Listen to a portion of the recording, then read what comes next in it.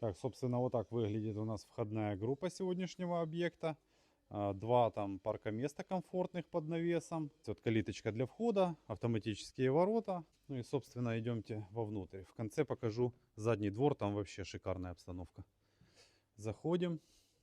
Гостевая сразу перед нами открывается. Тут у нас места для хранения вещей. Здесь у нас все там касаемое кухонных вопросов. Пару холодильников, в общем, не буду перечислять. Вот так выглядит сама рабочая поверхность. Остров, все моменты. На полу у нас керамогранит, теплый пол. Здесь у нас обеденное место на 8 персон. Кстати, отопление производится с помощью газового котла и теплового насоса. Здесь у нас родительское мастер-крыло, пару умывальников, душ, ванна, все, что касается туалета, гардеробная, окна в пол, как видите, такие панорамные, красивые, вид на заднюю террасу. И, собственно, спальное место родительское. Вот так выглядит. На полу уже дерево натуральное.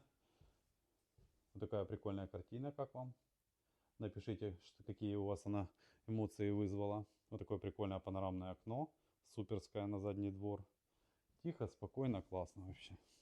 Очень интересный проект, современный, одноэтажный. Все как вы любите. Санузел общего пользования с душевым пространством. Там у нас хозкрыло. Вот это у нас кабинет или гостевая.